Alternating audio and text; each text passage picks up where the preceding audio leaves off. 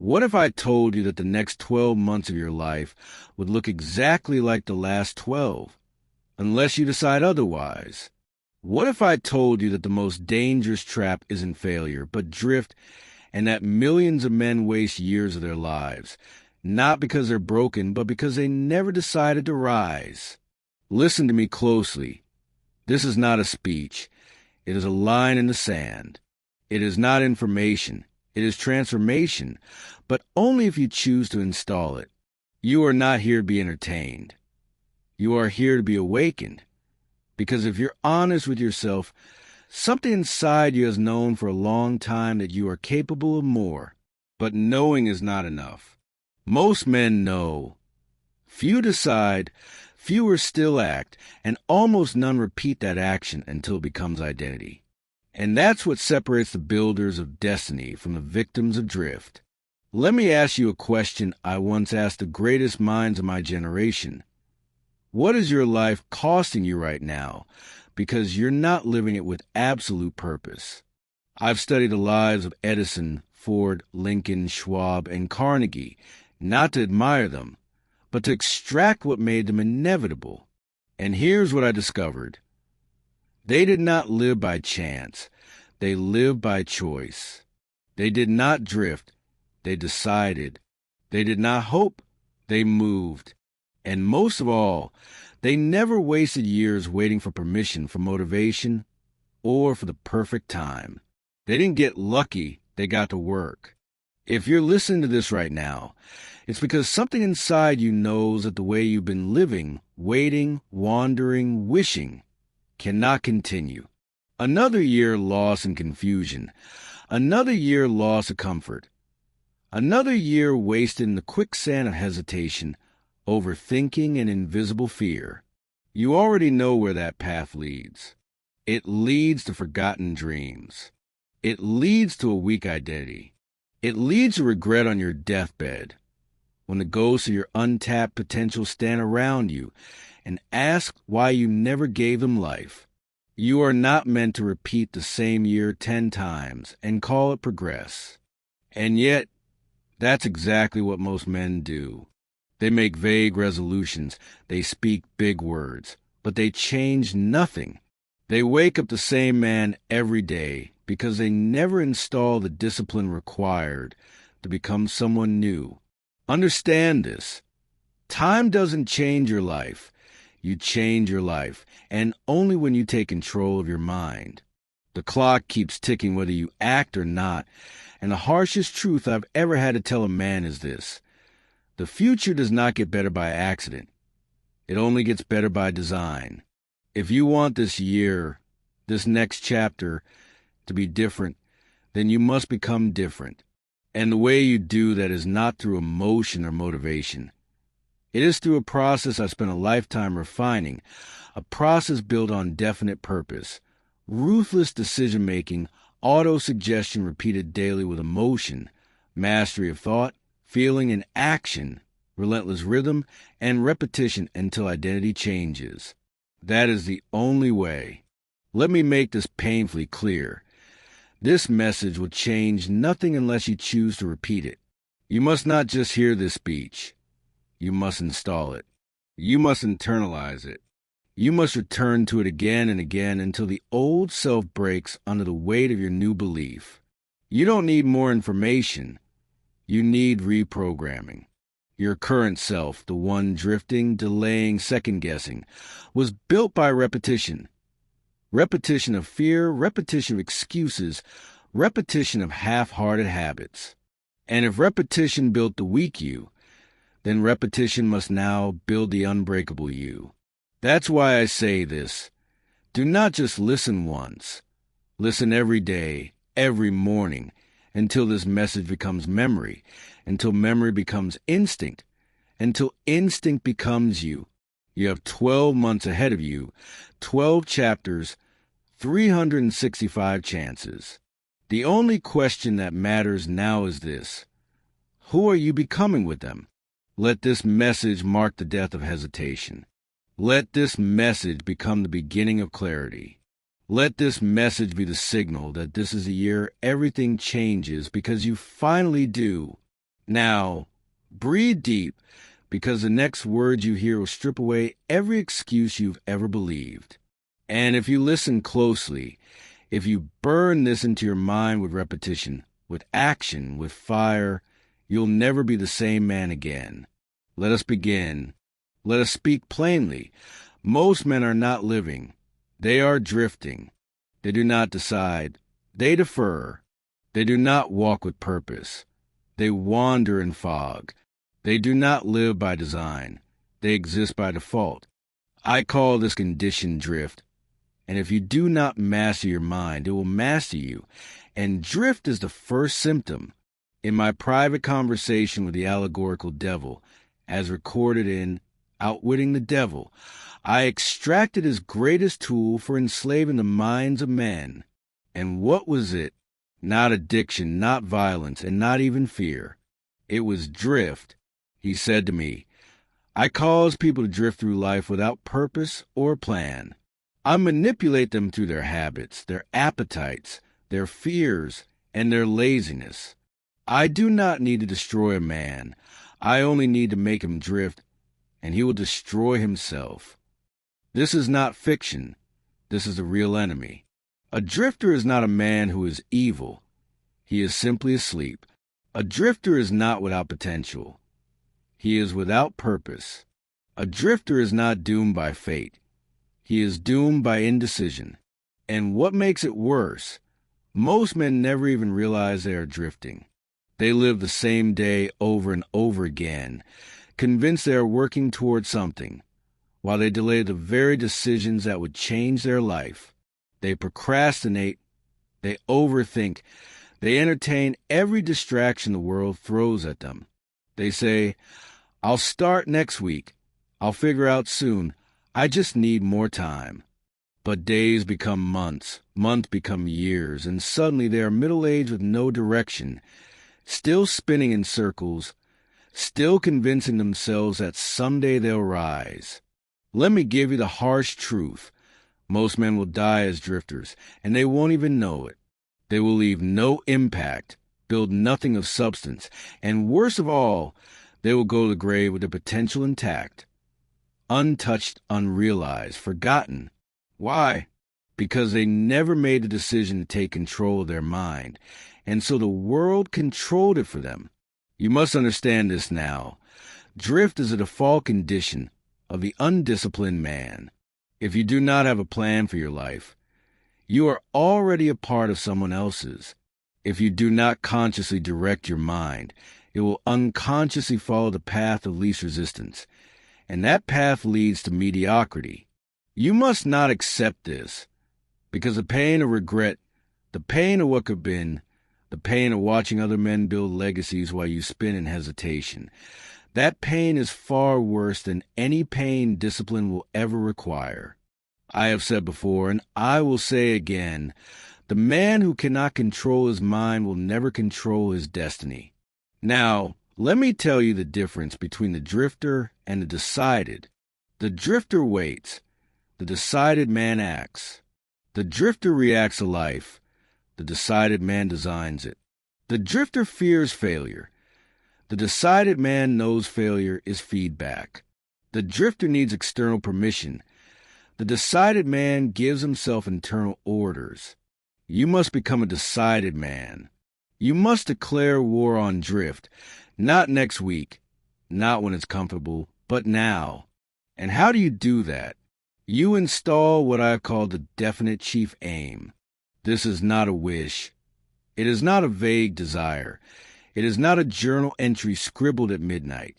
It is a single, dominating purpose of your life, written in stone, burned into your subconscious, repeated with emotion every single day until it becomes your identity.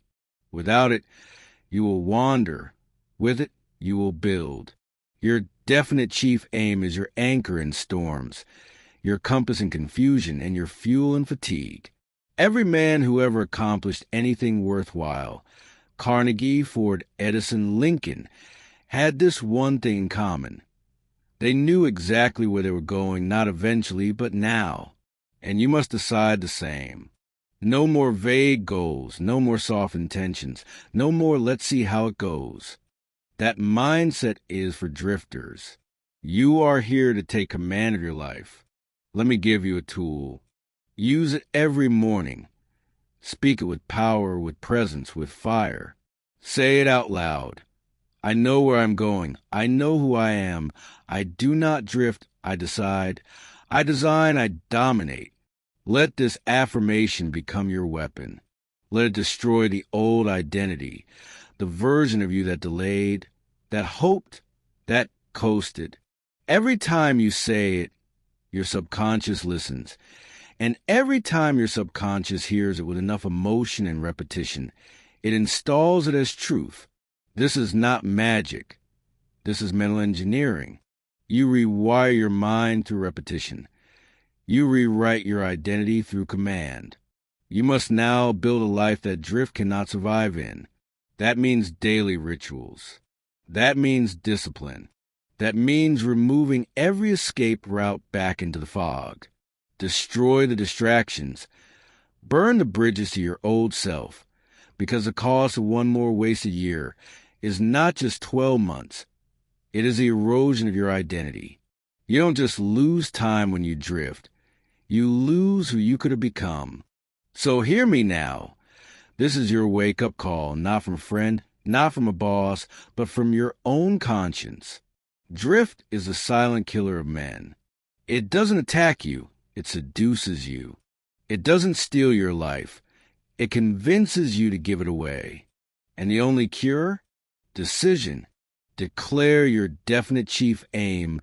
Burn it into your mind. And from this moment forward, repeat with me. I know where I am going, and I refuse to drift. Say it daily. Say it with power, because you will either program your mind or the world will do it for you.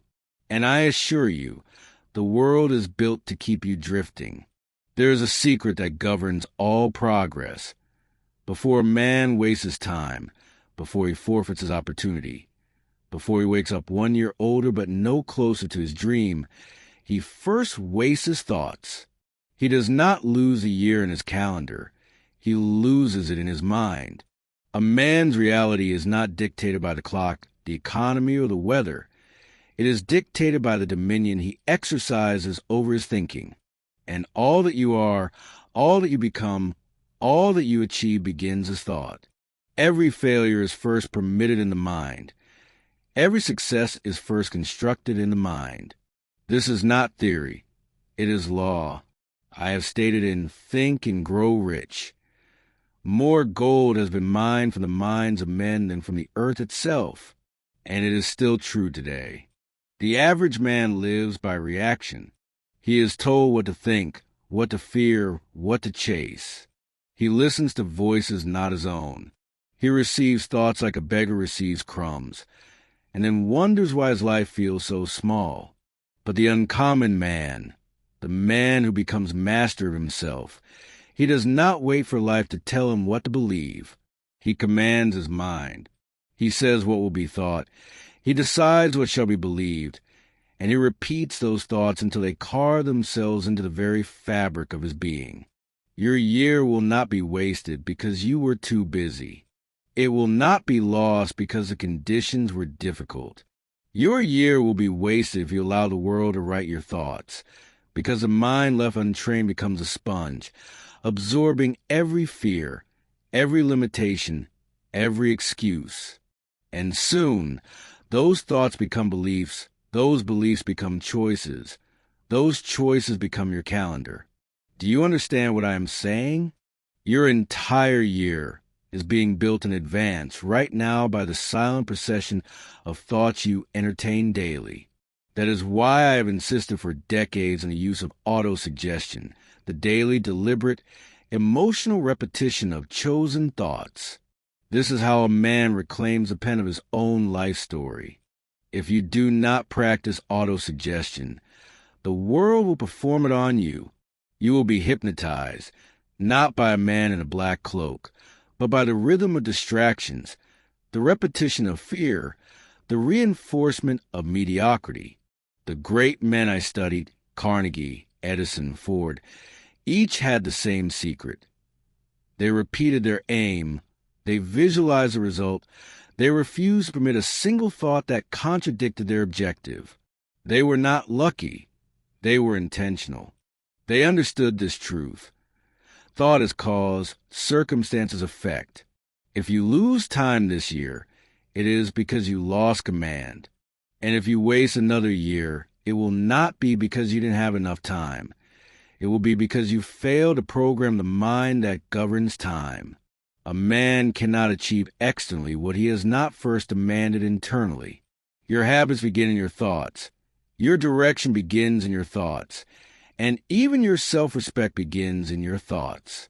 So let me ask you plainly, are you feeding your mind the thoughts of a king or the noise of a coward? Because every time you say, I'll wait, I'll see, I'll decide later, you're forfeiting the steering wheel of your life, and someone else is grabbing it. Every man walks in the direction of his most repeated thoughts. So if your thoughts are undisciplined, your life will be chaotic. But if your thoughts are governed, your path will be guided by strength. Let me share with you the tool that changed everything for me and for the thousands of men I've taught. It is daily auto-suggestion with emotion. It is not merely repeating words. It is speaking them with power. It is writing them as law. It is engraving them into your soul through emotional repetition. You must speak the identity you are becoming, and you must do it daily, because the world speaks fear into you hourly. I do not say this for inspiration. I say it because your subconscious is always listening. It does not act upon occasional thoughts. It acts upon dominant thoughts. What you repeat with emotion becomes what you believe, and what you believe becomes what you build. You may say to me, but Mr. Hill, what if I do not believe these words yet? And I would answer, you do not speak them because they are true. You speak them until they become true. You are not lying. You are leading your mind. You are not pretending. You are programming. Let the mind hear this daily without fail. I command my thoughts. I do not obey fear. I do not drift. I decide. I dominate. I write my year with intention. I write my day with purpose. I command my direction, and the world must follow. Say it upon rising. Say it before rest. Say it when a voice of doubt visits you, and say it not in whispers but in declarations. You must visualize yourself walking in strength. You must see yourself rising while others delay. You must feel the power of command radiating from within, because what the world sees in you, what it gives to you, what it permits you to do, will always be in proportion to what you believe you're allowed to have. Do not let another year go by because you obeyed fear. Do not arrive at another December wondering how the months escaped you. The answer is always in the mind. So reclaim it now, program it now, repeat it now. This is how you destroy drift. This is how you build momentum. This is how you reclaim time before it is lost. Let me leave you with this. There are men who walk this earth as shadows, not because they were born weak, but because they never learned to think with power. And there are men who reshape history, not because of wealth or genius, but because they commanded their thoughts like a general commands his army. You have that same mind, you have that same ability, and you have this speech, this instruction as your tool. Use it, repeat it, install it, because your time is already being written, either by the world or by you. Say it once more with fire. I command my thoughts. I do not obey fear. Let that be the drumbeat of your day, because when you own your mind, you own your year, and when you own your year, you change your life. Success is not a thunderclap.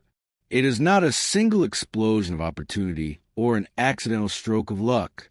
Success, as I have seen in every man who ever rose to greatness, is a consequence of disciplined action repeated daily after day, with or without applause, with or without results, with or without the comfort of certainty. You must understand this if you wish to stop wasting time and finally begin building the life you were meant to live. Most men lose years waiting for the right moment. They delay because they believe that clarity, motivation, or fortune must first arrive at their door before they can begin their work. But I tell you now, this is a deception. There is no right time. There is only the time you decide to begin. All great structures are laid brick by brick, not in bursts of glory, but in quiet, unseen labor. Think of Thomas Edison. Do you believe the light bulb was born in a moment of genius inspiration? No, it was built on the ashes of over 10,000 failed attempts, 10,000 silent trials, mocked by the world, questioned by his own mind, but carried out because he understood this truth. Repetition is not punishment. It is preparation. It is the act of creating certainty where none yet exists. Edison knew that success was a structure, so he built it piece by piece. And what of Henry Ford? He was laughed out of rooms. He was told his vision was nonsense. Even his own engineers doubted the possibility of his 8-cylinder engine.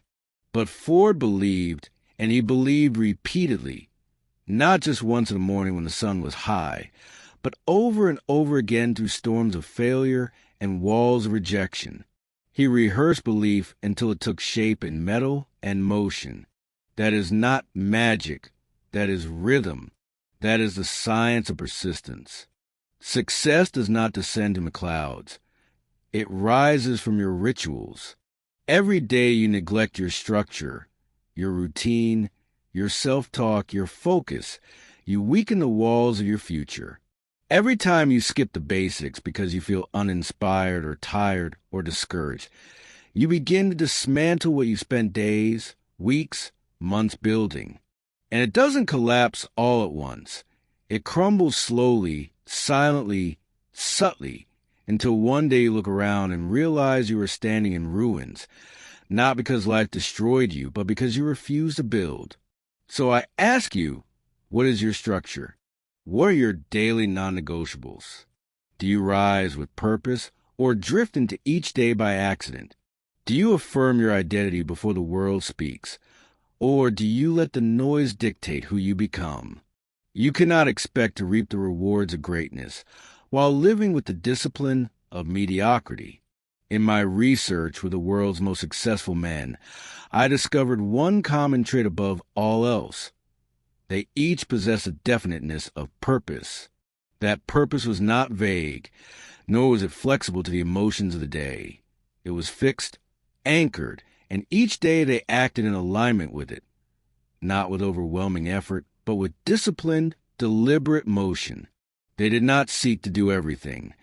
They focused on doing the right things again and again until they became second nature. That is the structure. That is the foundation. If you want to stop wasting years, stop wasting days. And if you want to stop wasting days, then build your life around the non-negotiables. Decide what must be done every day to move your mission forward, and then do it regardless of how you feel. This is how steel is forged, under pressure, by fire, and through repetition. And your life will not be different. Your character, your strength, your results, these are the bricks. Discipline is the mortar, and your vision, that is the blueprint. Every day you skip the structure, you choose delay. Every day you honor it, you choose destiny. So what must be in your daily rhythm?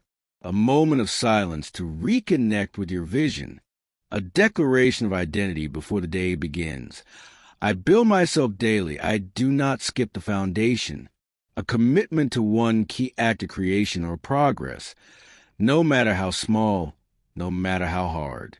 A reflection each evening. Did I build or did I wait? Did I act like the man I aim to become, or did I drift into distraction? You do not need 1,000 perfect actions. You need a handful of faithful ones, executed with intensity and belief again and again. This is how you change your life. Not by chasing explosions, but by constructing something permanent. The grind is not glamorous, but it is holy. It is sacred because each act of discipline is a vote for the man you are becoming. Each repetition, no matter how dull it feels in the moment, is another strike of the chisel against the stone of your old identity. And if you continue, if you do not stop, then one day you will look up and realize you have become the very vision that once seemed so distant, so unreachable, so foreign to your nature. That is how men are made. That is how legacies are forged. So I say again, success is not a singular act. It is not a spark. It is not luck. It is the result of building a structure and honoring it daily. The only question left is, will you build or will you drift? Repeat after me. I build myself daily. I do not skip the foundation. Say it every morning. Say it when no one is watching.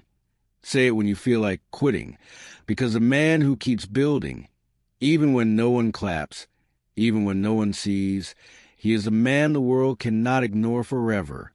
Now take a deep breath. Look at the day ahead, then lay the next brick. There is no force more deadly to your progress than delay. Not failure, not fear, not fatigue. Delay is the silent killer. It creeps in, wearing the costume of wisdom. It speaks in gentle tones, whispering, wait until you're ready. Wait for a better time. Wait until the path is clear. But those who obey this voice do not climb mountains. They remain where they are, forever waiting, forever preparing, forever postponing the very life they were meant to live. Let me be absolutely clear. Waiting for motivation is a lie. It is a betrayal dressed as logic. It is a dream's assassin. Motivation is a luxury. It is a guest who visits now and then, but cannot be trusted to wake you in the morning or carry you when you grow tired. The man who depends upon motivation is like a farmer who depends on the weather. He may see a harvest one year and nothing the next. If you study the lives of the men who shaped the world, Carnegie, Edison, Ford, you will find that none of them relied upon motivation. What they relied upon was decision.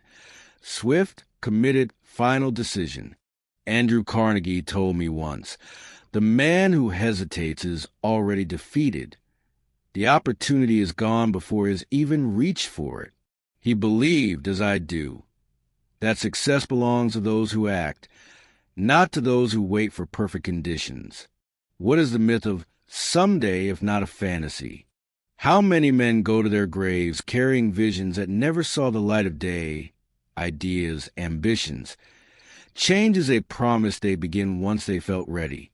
I have walked among thousands of souls in pursuit of success, and I tell you now, most were not defeated by failure. They were defeated by delay. They waited too long, and the fire that once burned within them turned cold, buried beneath comfort, procrastination, and fear disguised as caution. If you are waiting for the right time, you must understand there is no such thing. The right time is now, and if you do not make it now, you will not make it ever. Emotional reasoning is one of the most dangerous habits a man can develop. It is a tendency to let feelings dictate action. I don't feel like it today. I'm too tired. I'm not inspired. These are the death sentences of dreams. The successful man, the man who becomes unshakable, does not obey his emotions. He commands them. He does not ask if the mood is right. He moves and lets the mood catch up. You must cultivate a bias for immediate execution. This is not recklessness. This is responsibility to yourself, to your vision, to the life you've been called to build.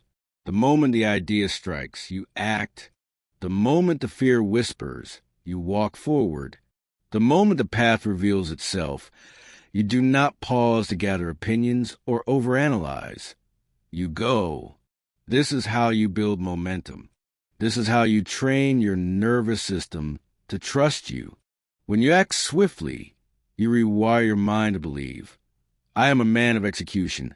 I am a man who decides. I do not delay. I do not wait.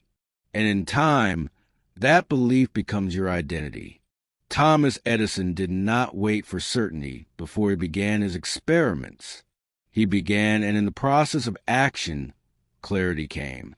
Henry Ford did not wait for everyone to agree before building his vision. He acted first and forced the world to adjust. You too must decide. Will you continue to wait until the fear passes, or will you act and watch fear retreat? Because the truth is simple. Fear does not vanish with time. It vanishes with movement. Do not be the man who spends another year thinking about change. Do not be the man who talks a vision, but refuses to walk the first mile.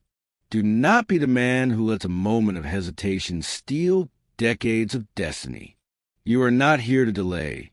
You are here to decide. You are not here to drift. You are here to move.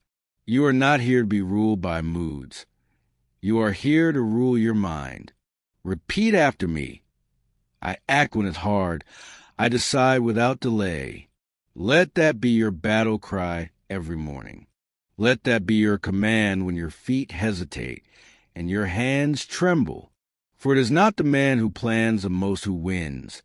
It is a man who moves first, who adjusts while in motion, and who refuses to wait another year. This is a law of immediacy. This is a standard of power. You do not rise by waiting. You rise by deciding and then acting again and again until the world bends to the will you forged in silence. Every man has felt fear. Every man who built something, who stood for something, who changed the world, walked with fear beside him. But let me tell you the dividing line between the average and the great. The weak obey fear. The strong do not. They feel it. They see it. But they do not let it lead. Thomas Edison was not fearless. He failed 10,000 times before inventing the electric light. What man could walk through that without fear? He feared wasting his life, losing credibility, being ridiculed by the world, and yet he moved forward anyway. Henry Ford was not without doubt. He was called a fool, a dreamer, a man chasing nonsense. He risked everything, his money, his name, his future, on a vision no one believed in, and yet he built it anyway. Abraham Lincoln was not immune to darkness. He carried the weight of a nation on his shoulders through civil war and endless criticism, but he did not retreat from fear. He carried it into battle. Andrew Carnegie, who rose from poverty to become one of the wealthiest men the world has known, was no stranger to the anxiety of responsibility, the fear of failure, the fear of not measuring up. But he did not obey that fear. He mastered it. And so I say to you now, fear is not your enemy. Fear is a signal, a guidepost, a messenger. But the moment you obey it, bow to it, shape your decisions by it, you have handed it the throne. You have made it your king. Most men do not understand this. They think fear must go away before action can begin. They wait to feel brave. They wait for the doubt to disappear, and they wait forever. You do not wait for fear to fade. You move anyway. That is what separates the man who merely dreams from the man who becomes. Fear thrives in imagination. It grows in silence. It multiplies when left unchallenged. It builds castles in the mind, each one filled with disasters that have never happened. Fear paints the future in catastrophe. But remember this, so can courage. If fear can imagine the worst, then you must learn to imagine the best. You have a gift the animals do not have, the gift of will, of direction, of imagination. Use it. When fear paints failure in your mind, paint victory beside it. When fear shows you 100 ways you could fall, respond with one way you will rise. Because you only need one way. The weak allow fear to speak and then obey what it says. The great allow fear to speak and then act in defiance of it. This is how power is built. Not by removing fear, but by refusing to serve it.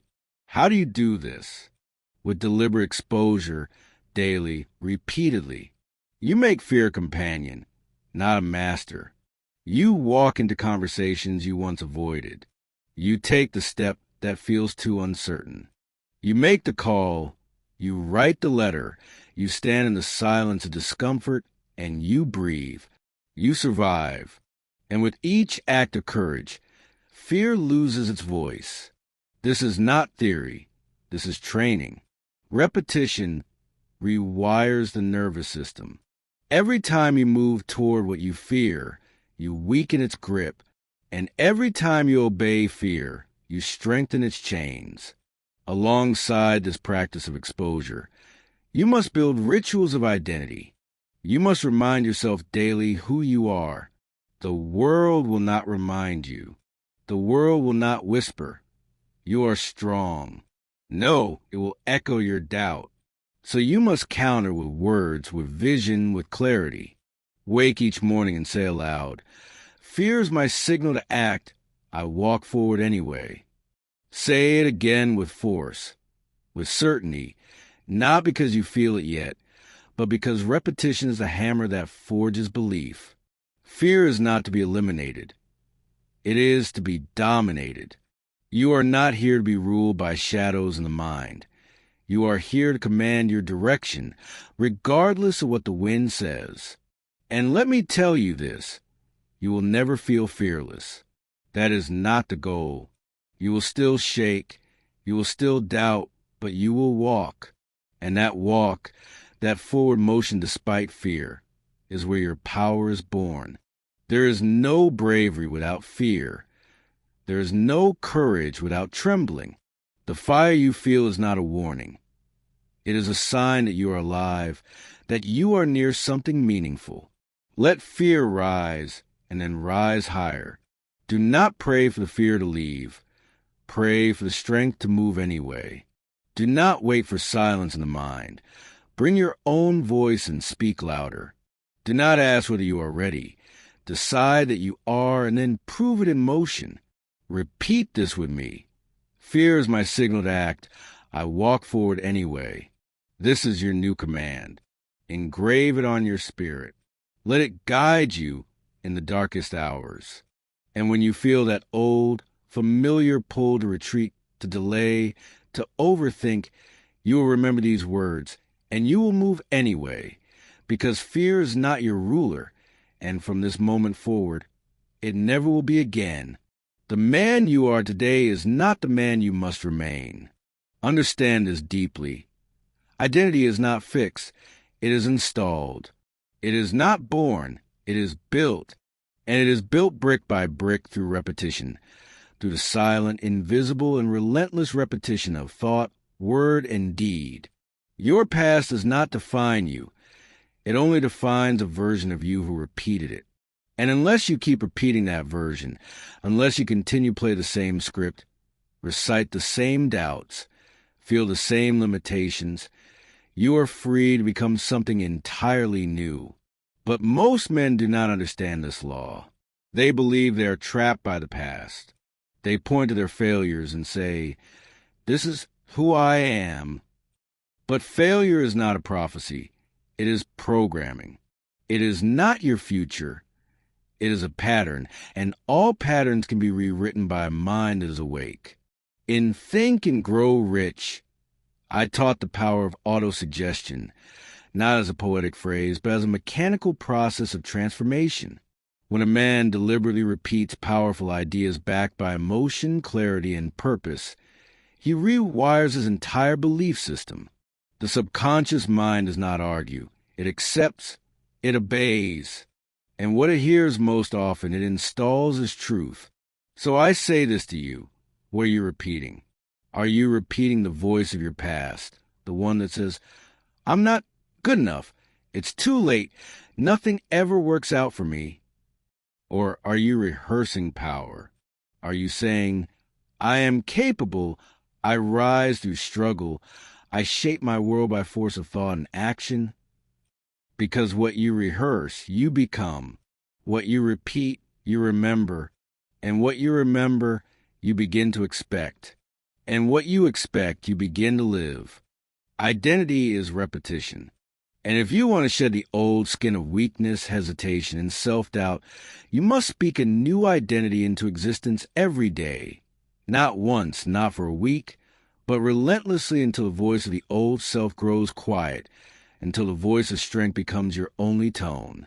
You must repeat power, not pain. Let me give you an example. When Thomas Edison failed to produce a working light after hundreds, then thousands of attempts, he did not say to himself, "I am a man who fails." He did not recite his mistakes. He did not rehearse pity. He repeated the outcome he desired. He visualized it. He declared it. He believed in it before the world ever saw it. And it was this mental repetition, not the invention itself, that made a success inevitable. Henry Ford did the same. When others doubted his vision of a car for the masses, he repeated his belief until it became stronger than the voices around him and stronger than the voices within. They did not stumble upon success. They installed it. They wrote it into the walls of their minds through focused repetition and unwavering self-command. And you must do the same. Begin today, begin now. Repeat these words. I rehearse strength, I repeat power. Say them aloud, not softly with conviction. Say them again tomorrow and the day after. And when doubt rises, and when fear speaks, and when failure whispers its lies, you drown it with your voice. Because the subconscious mind, my friend, does not understand truth. It understands repetition. If you feed it weakness, it installs weakness. If you feed it doubt, it obeys doubt. If you feed it power, clarity, and direction, it builds a man who cannot be broken. And this is not theory. This is the rhythm of all transformation. All change is repetition. All success is rhythm. All greatness is rehearsal, belief. Belief until it becomes identity. You say you want to be a leader, then rehearse it. You say you want to be confident, then repeat it. You say you want discipline, then affirm it until it becomes your new instinct. Do not rehearse pain. Do not relive mistakes. Do not retell the stories of failure. Bury them. Replace them, not with empty hope, but with daily instruction. Remember, your subconscious mind is your builder, and it does not build what you want. It builds what you repeat.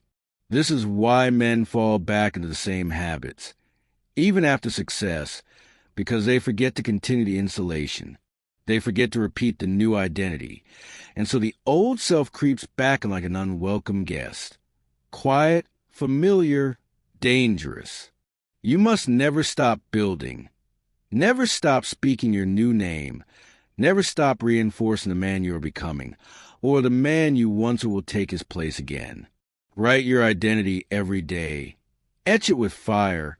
Speak it with authority. Move with the certainty that what you repeat becomes what you are. I rehearse strength. I repeat power. This is your affirmation. This is your blueprint. This is a hammer that breaks the chains of your former self. Do not think this is too simple. Simplicity is the secret. The mind does not need complexity to change. It needs clarity, force, and frequency. Speak your truth. Feel it. Act on it. Repeat it. And soon your old self, the one who doubted, delayed, and drifted, will be gone. In his place, there will be a man of direction, a man of certainty, a man whose every step is carved from conviction, because he did not rehearse weakness. He rehearsed power, and so power became him. The future does not arrive uninvited. It is summoned by your present habits, by the quiet choices you make when no one is watching, and by the system of thought and action you have built or neglected to build. The year ahead is not an accident waiting to happen. It is a consequence waiting to be lived. Let me speak to you with clarity. Your habits today are already writing your calendar for tomorrow. And every man, whether he knows it or not, is a builder of futures. The only difference between the successful man and the defeated one is this. The successful man takes authorship. The defeated man lets life write his story for him. I have said it before, and I will say it again. You either control your mind or it controls you. Extend that further. You either control your time or it controls you. You either command your year or it commands you. There is no neutral ground. There is no pause in this game. Time is always writing something. What it writes is up to you. And here's a harsh truth that most never confront. What you do each day, how you rise, how you eat, how you think, how you act, this becomes your identity. And your identity becomes your destiny. Your calendar, when inspected honestly, is not a list of tasks. It is a mirror of belief. It reveals who you think you are, what you truly value, and how committed you are to your purpose. The weak man writes goals. The strong man writes systems. The dreamer scribbles down desires. The builder installs rituals. The man who drifts jots down vague plans and hopes for better days. But the man who leads himself builds a daily rhythm that ensures progress, even on the hardest days. Let us speak plainly. You do not rise to the level of your goals. You fall to the level of your routines. Your ambition may lift your eyes, but it is your behavior that moves your feet, and what you repeat determines where you arrive. I once studied a man who never let the calendar slip from his command, Andrew Carnegie. Each week, without fail, he reviewed his actions, corrected his course, and re-anchored his focus on his definite chief aim. He did not hope to make progress. He engineered it. And that ritual of review, that habit of recalibration, was one of the most powerful weapons in his arsenal. He understood this. A man cannot steer his life without knowing where his time goes. A ship with no rudder drifts, and a man with no system becomes a ghost of his own potential. You must therefore become a steward of your time. You must not merely use your calendar. You must master it. Time is not a convenience. It is a currency, and every hour you spend is a vote for who you will become. If you wish to rise, then install a weekly ritual of review. Sit with yourself each week. Ask hard questions. What did I do that aligned with my mission? What did I allow that weaken me? Where did I act with purpose? And where did I drift?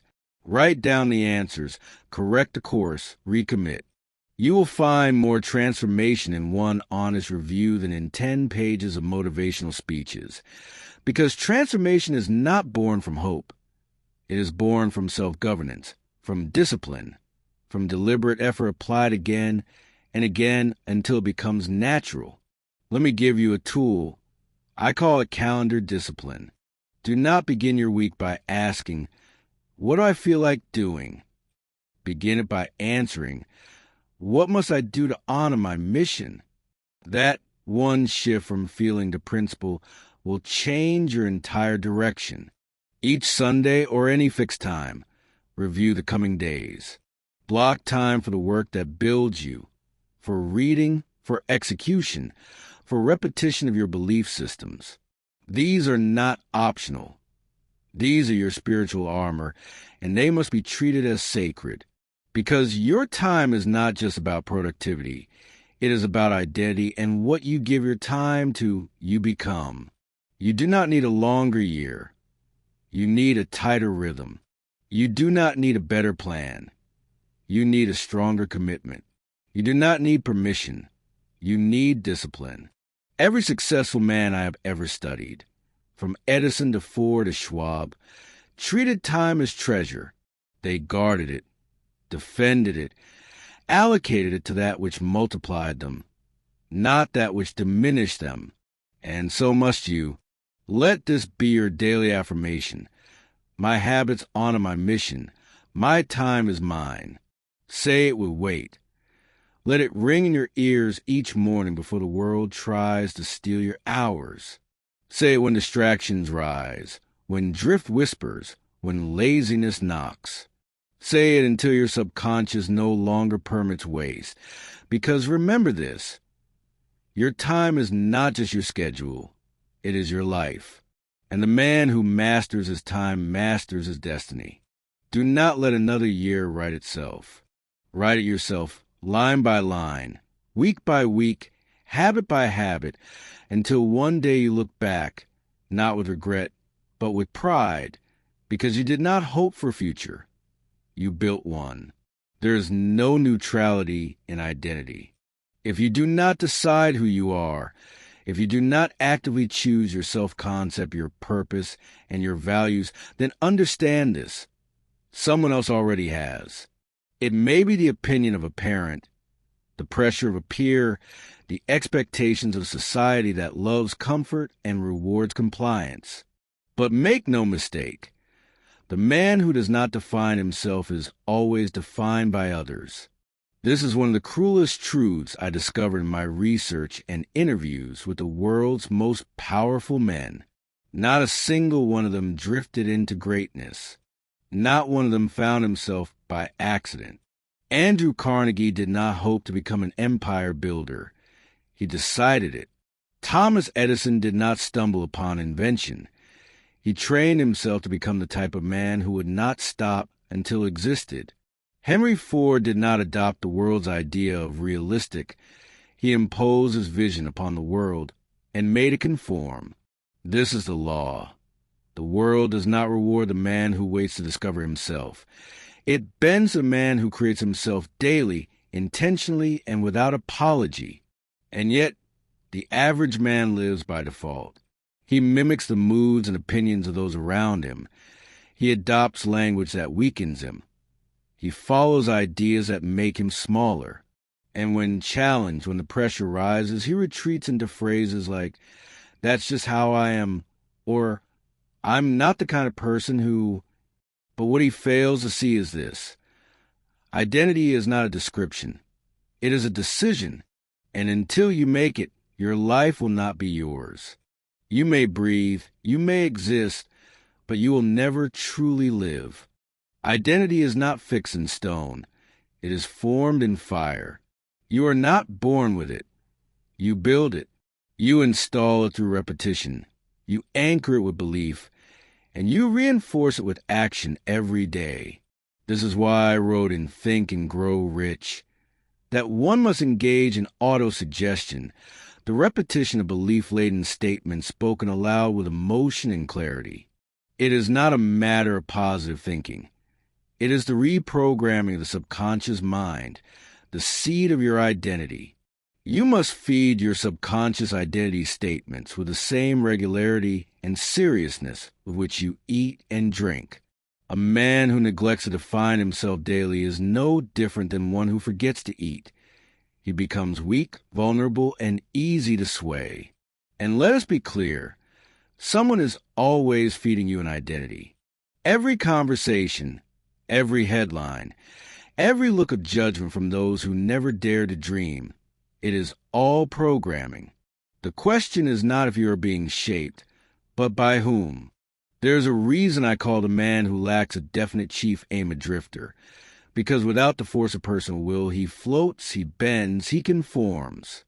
He becomes whatever the world wishes him to be. And the world does not wish you to be powerful. It wishes you to be quiet, predictable, controllable. But the man who decides who he is, who affirms his identity with deliberate intention, who acts in accordance with the man he has chosen to be, he is unstoppable. Let us return to the example of Charles M. Schwab. As a young man, he was told he did not possess the intellect to lead. He was criticized for being too ambitious, too forward-thinking, too brash. But he rejected those voices. He refused to allow others to define him. Instead, he repeated to himself who he was becoming until the world had no choice but to follow his example. That is the power of internal conviction. The man who defines himself cannot be defined by others. The man who moves from identity cannot be manipulated by environment. Your environment is not your master. It is your mirror. and it will always reflect back the image you project with the most consistency. So I ask you, who are you choosing to be? Not who do you hope to become one day. Not who do you think you might be if things go well, but who have you decided to be now, in this moment, before any external evidence exists? Identity always precedes reality. The man who waits to act until he feels confident never becomes confident, but the man who chooses to be confident acts with power, and in doing so, becomes a man he decided to be. This is the mystery most never uncover. Action reinforces identity, and identity produces action. It is a cycle, a loop, one that you can either allow to be run by chance or take the reins and command with purpose. You want to change your life? Then change the way you speak to yourself. Change the words you repeat when no one is listening. Change the posture you assume when you walk into a room, not for others, but for your own subconscious to witness, because your mind watches your every move and takes notes. It says, this is who we are now. Very well. I shall adjust accordingly. Repeat with me. I decide who I am. I do not wait to be told. I walk with certainty, not permission. I move from identity, not emotion. Speak that every morning, every evening, when fear rises, when uncertainty knocks, when failure threatens to whisper shame, speak it again. You must become your own greatest influence. The man who leads his thoughts will lead his world. Let us also remember what Abraham Lincoln faced: uncertainty, division, threat of collapse. Yet he did not question who he was. He had already decided, and that identity, forged through years of quiet conviction and principled repetition, became the anchor of a nation during its darkest hour. He did not feel presidential. He decided to be a president. That decision carried him through storms that would have destroyed lesser men. You have that same power.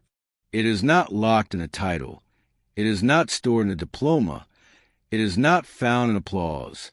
It is built in silence, spoken into existence, and reinforced with discipline. You cannot fake your way into greatness, but you can repeat your way there.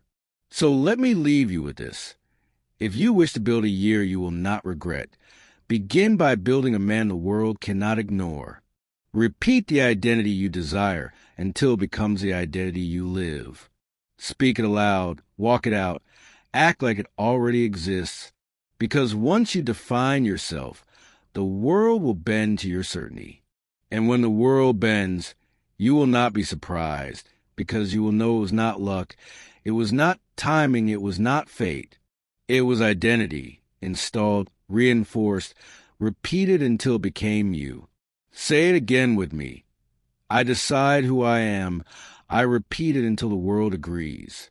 In my lifetime of studying the principles of success, observing the minds of powerful men, and identifying the silent killers of ambition, I discovered that all failure, all hesitation, all surrender to mediocrity stems from 6 basic fears. These fears are so deeply rooted in the human experience that most men never identify them, let alone conquer them. But make no mistake, if you do not confront these fears, they will quietly dismantle every dream you've ever held. They do not arrive like storms. They do not roar. They whisper. They influence thought, weaken willpower, and turn strong men into drifters. These 6 basic fears are the invisible chains that keep most men from rising. But what one man can conquer, any man can conquer, if he is willing to study, face, and overcome. Let us examine each fear, understand its root, and build a strategy of liberation. 1. The fear of poverty. Nothing paralyzes a man faster than the fear that he will not have enough. The fear of poverty is the oldest and most pervasive of all fears. It drives men to play small, to cling to security, to hoard their talents instead of investing them. It is not the lack of money that destroys most. It is the fear of lacking. This fear is rooted in the survival instinct, in centuries of hardship and scarcity. But in the modern world, it no longer serves, it enslaves. How many men have denied their destiny because of the fear of losing a paycheck? How many have abandoned vision in favor of playing it safe? The man ruled by this fear will never take the risks required for greatness. How to overcome it? Build faith through action. Wealth flows to the man of value. Begin providing value, and the flow begins. Develop a definite chief aim. Purpose destroys poverty thinking. When you're focused on what you are building, you stop worrying about what you may lose. Practice abundance thinking. Tell yourself, there is always more opportunity, more ideas, more value to give. Affirmation, I do not fear poverty. I create wealth through service, vision, and discipline. 2. The fear of criticism. More dreams have died from this fear than from failure itself. The fear of criticism turns bold men into silent observers. It keeps books unwritten, businesses unstarted, speeches unspoken. It teaches a man to trade his vision for approval. This fear is rooted in childhood. Many were shamed for speaking out, mocked for trying, laughed at for dreaming. And so the subconscious learned, be quiet, stay safe. But no man has ever risen to power by being silent. Every great leader, every innovator, every man of consequence has been criticized violently, publicly, relentlessly. Yet they stood anyway. How to overcome it? Detach from opinion. Understand that critics rarely build. They observe. Their voice has no weight unless you assign it. Build internal validation. Praise yourself when you move with courage. Build a private scoreboard based on effort, not approval. Act in public deliberately. Start speaking more. Publish your ideas. Lead even when trembling. Affirmation. I am not ruled by critics. I am built by purpose, not permission. 3. The fear of ill health. This fear turns strong men into worriers, hypochondriacs, and passive patients of life. The fear of ill health feeds on every ache, every symptom, every strange feeling. It becomes a magnifying glass, distorting small signals into massive threats. And the more a man focuses on illness, the more he programs his body to fail. You must understand, thought influences biology. The mind that fears sickness will invite it. The man who obsesses over disease will live in weakness, even if his body is whole. This fear steals joy, spontaneity, and energy. It keeps men in retreat mode, always cautious, always hesitant. How to overcome it? Adopt a proactive health philosophy. Eat well, move daily, breathe with intention. You are not fragile. You are a fortress. Use visualization. Picture your body healing, strengthening, moving with ease. Replace symptom obsession with life obsession. Instead of scanning for sickness, scan for opportunity. Affirmation. I am healthy, strong, and full of energy. I build my body with thoughts, habits, and gratitude. 4. The fear of loss of love. This fear has brought more jealousy, rage, and despair than any other. The fear of losing love, whether from a partner, a parent, or the admiration of others, drives men to chase approval, cling to relationships, and avoid rejection at all costs. It is the root of neediness, of possessiveness, of cowardice in love and life. The man who fears the loss of love will never act boldly, for he has placed his worth in the hands of another. But true love, real, powerful, life-altering love, can only be experienced by the man who loves without fear, who stands in his truth, with or without applause. How to overcome it? Anchor love within, not without. Know your worth. Give love from abundance, not need. Accept the impermanence of life. All things may fade, but who you are remains. Trust in truth. Speak it, live it. Love rooted in truth can never truly be lost. Affirmation. I give love freely and fearlessly. I do not beg for affection. I stand whole and strong, with or without it. 5. The fear of old age. This fear has created more despair in men past their prime than almost any other. The fear of aging is not a fear of years. It is a fear of irrelevance, of no longer mattering, of being forgotten. But let us not forget, the wisest among us are those who have walked through fire. The sage is not a youth. He is an elder, the man with years behind him and lessons engraved in his soul. Age to the drifter means loss. To the driven man, it means power. How to overcome it. Redefine aging. Let each year add to your strength, not subtract. Remain in motion. Goals, purpose, mentorship. Continue building value, wisdom. Share what you've learned. Become a lighthouse for younger men. Affirmation. My age is my strength. My wisdom is my weapon. My purpose does not retire. 6. The fear of death. Perhaps the deepest of them all, the final fear. The fear of death paralyzes those who have not lived. It terrifies the man who has betrayed his calling, buried his dreams, and silenced his voice. It visits him in the quiet hours and whispers, "You never truly lived." But for the man of purpose, for the man who builds, serves, gives, and leads, death is not the end. It is the punctuation of a life well lived. You cannot control the timing of death, but you can control how fully you live. How to overcome it. Live daily with urgency. Say what must be said, do what must be done. Build legacy. Invest in work that outlives you. See death as a teacher. Let it remind you to stop drifting. Affirmation. I do not fear death. I fear a life unlived. I rise daily with purpose and leave nothing undone. Now, let us be clear. You will never fully eliminate fear. That is not the goal.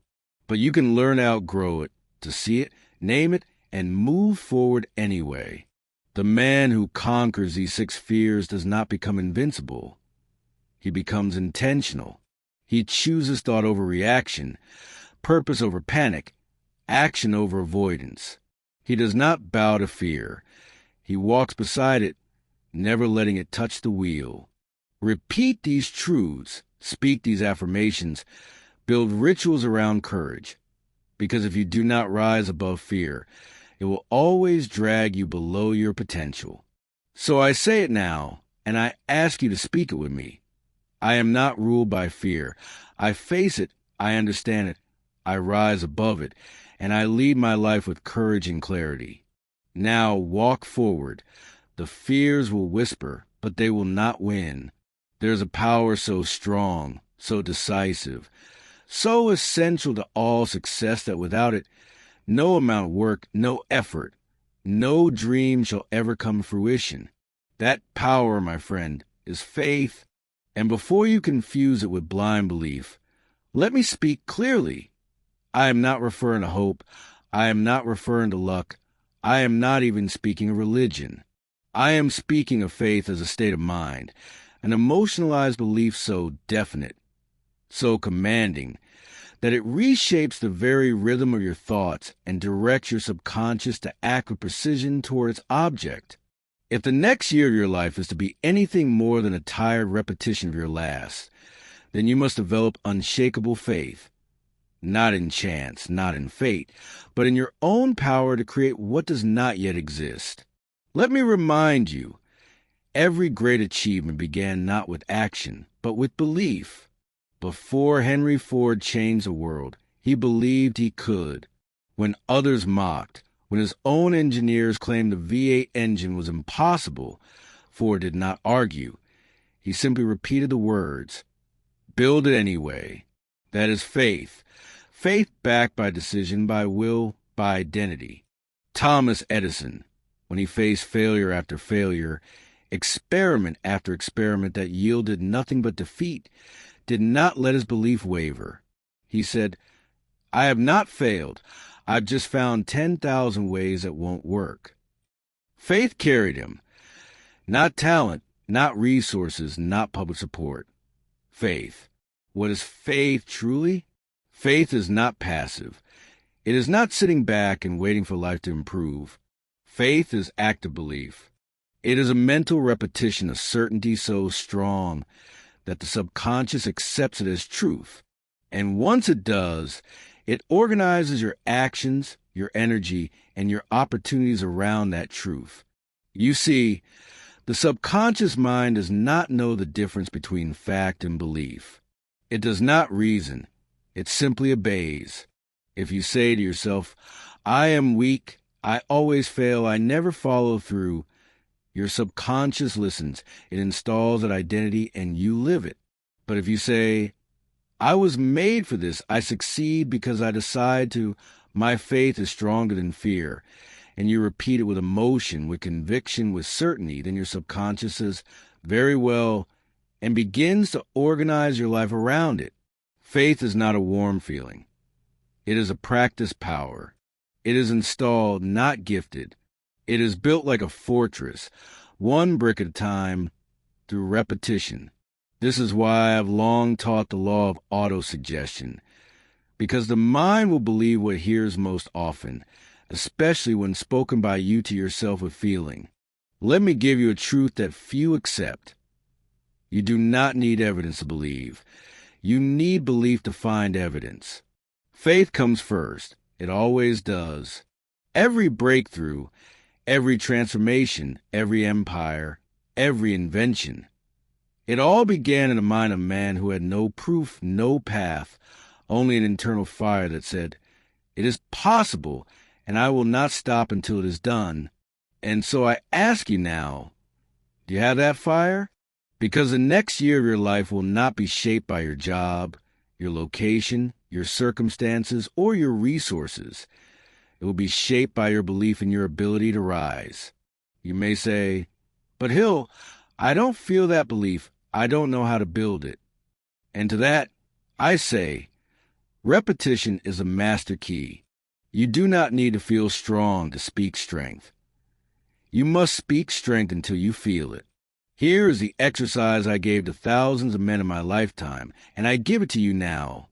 Faith-building ritual. Create a statement of definite purpose. Write down clearly what you desire to achieve in the next 12 months. It must be definite, not vague, not hopeful, precise. Affirm it aloud twice daily, upon waking and before sleep. Speak it aloud with emotion, with certainty. Let your words ring with finality. Visualize it as already real. Do not imagine trying. Imagine it complete. See the life. Feel the pride. Smell the air. Walk in that reality. Write an identity statement, for example. I am a focused, decisive man. I am not ruled by fear. I finish what I start. Repeat that identity statement until you become it daily without fail. No excuses. Your identity is a sculpture. Each repetition carves a stone. This ritual is not optional. It is a foundation. Because let me be painfully clear. If you do not program your faith, the world will program your doubt. You will be fed beliefs by society, by media, by weaker men. Beliefs that tell you to shrink, to wait, to hope, to be realistic. And those beliefs, once repeated, will become your cage. You must not let that happen. The man who builds faith becomes a master of his destiny. Let me say that again. The man who builds faith becomes a master of his destiny. Faith is not weakness. It is power concentrated into focus. It is the ability to believe in what is not yet visible. It is the ability to stay the course when results are nowhere in sight. It is a refusal to drift. Carnegie had it, Ford had it, Lincoln had it, and you must build it. There will be moments, Perhaps even tomorrow, when you feel like giving up, when the old identity whispers, maybe you can't. And on that day, you must speak your identity louder than your doubt. You must say, I am not who I was. I am becoming who I choose to be. I was made to create. I was made to build. I believe in my ability to finish what I start. And you must say it not once, not twice, but until your voice no longer shakes, until your subconscious believes you, until your posture matches the words, until your behavior obeys your commands. That is faith in action. You want the next year to be your breakthrough? Then believe it before you see it. Act like it before it is obvious. Commit before it is easy. Because faith, true faith, is not proven by words. It is proven by movement. So rise now, stand taller, speak stronger, walk forward, not because the path is clear, but because you have chosen to become the man who makes the path clear. The next 12 months are waiting, but they will not wait forever. Claim them with faith, shape them with repetition, and lead them with unshakable vision. You are not here to drift. You are not here to repeat the past. You are here to create a future so strong, so undeniable, that even your former self no longer recognizes you. And it begins with belief. You've now heard the laws. You've seen the enemy. You've been shown the weapons. And now you must decide, not someday, not next week, now. Because your future will not respond to a thought. It will not rise to a hope. It obeys only one master, a man who makes a decision and repeats it daily. Let me speak plainly. You are not stuck. You are not broken. You are not too late. You are simply untrained in the discipline of identity. But that training can begin today, right now. And it begins with one principle that has followed us from the very beginning of this message. Repetition is the seed of all power. This was the secret behind Andrew Carnegie's rise from poverty. This was the method Thomas Edison used to build an empire of invention. This was the law Henry Ford lived by as he turned disbelief into industry. And this is the law you must now live by, because you cannot simply listen once and hope to change. You must return. You must repeat. You must install the identity of the man you have chosen to become. Think of it this way. Your current beliefs, your current habits, your current results, they were all built the same way, through repetition. You rehearsed your excuses. You repeated your doubts. You listened to the voice of fear more than the voice of purpose. And so your results became predictable. But what if, starting now, you reverse the rhythm? What if, instead of rehearsing hesitation, you rehearse certainty? What if, instead of repeating weakness, you repeated strength? What if you return to this speech, not once, but daily, and let these truths sculpt the stone of your identity? Do not underestimate this. Do you want a new year? Then you must build a new rhythm. Because the man who listens once is entertained. The man who listens twice is reminded. But the man who listens until he transforms, that man becomes unshakable. Let me leave you with a command, not a suggestion. Say this aloud, not quietly, not passively. Say like your next 12 months depend on it, because they do. I do not drift. I do not delay. I do not obey fear. I am the builder. I am the decision. I am the result. I repeat power daily. I rise by repetition. I finish what I begin. Say it again. Write it down. Return to it, because this is not a one-time speech. This is your blueprint. This is your weapon. This is your fire, lit now and fanned into a blaze by repetition. Now go. The world will not wait. Neither should you. The next year has already begun, so rise now and own it.